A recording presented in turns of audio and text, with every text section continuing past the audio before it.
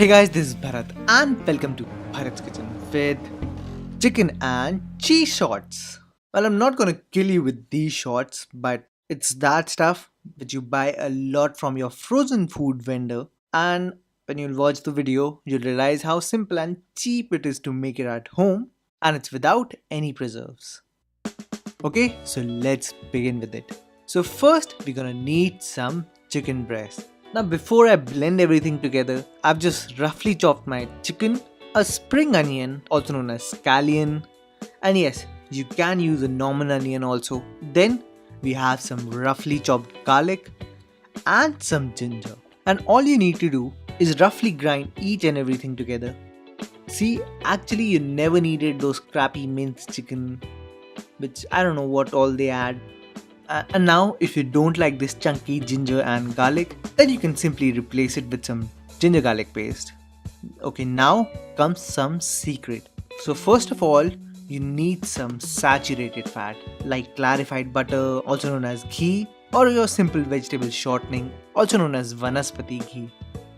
Basically, since chicken breast is very lean, it cooks quite quickly.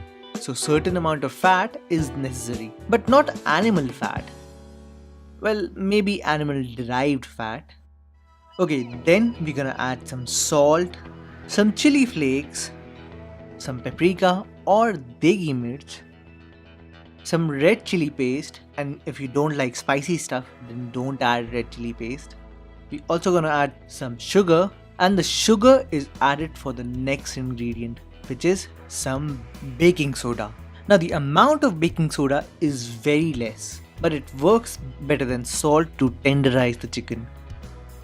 Hence, to take care of the bitterness of the bicarb comes some sugar. Moving on, we're gonna add one egg yolk, and don't worry, I'll use the egg white later in this recipe only. Okay, finally, you need to add some water. So all you need to do is to mix everything together and cover this with a cling wrap and let the chicken rest for about 30 minutes in a refrigerator. And in the meanwhile, we're gonna make our breading station. So in a bowl, we're gonna add our egg white with some milk and just whisk it until it's thoroughly incorporated.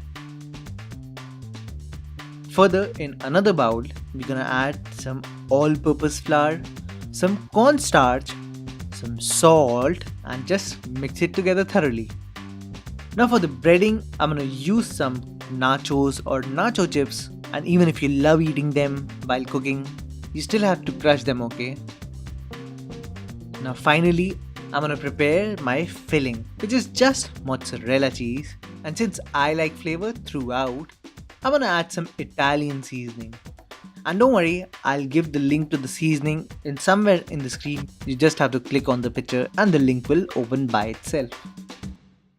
Alright, at this point we're gonna take the chicken out of the refrigerator, and if you notice carefully, the chicken has absorbed all the water and everything is thoroughly incorporated.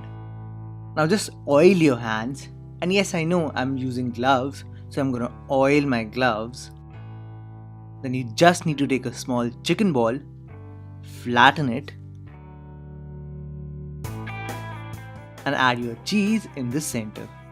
And gently through picking the sides, enclose the chicken.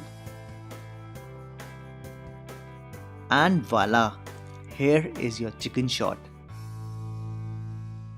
And my humble suggestion to you is that try to work as an assembly line. So first fill the cheese and make the chicken balls. Then do the coating and the breading. So at this point, just dredge the chicken balls in the flour mix. Then comes the egg and the milk mix. And finally, our special breader. But if you don't want to use nachos, then you can simply coat them with some breadcrumbs. It's totally up to you. And yes, the good news is that you can store them for a good 14 days in an airtight container inside your freezer. But remember, whenever you're planning to cook them, thaw them completely, that is, bring them to room temperature and then fry them. So just simply fry them at 170 degrees centigrade, which is basically on a medium flame for about 2 to 3 minutes. That's right, that's it. And please do not overcrowd the oil. So fry them until the cheese starts to come out. Why? Because heat would have penetrated throughout and you'll get this. Amazing, isn't it? And it's completely homemade.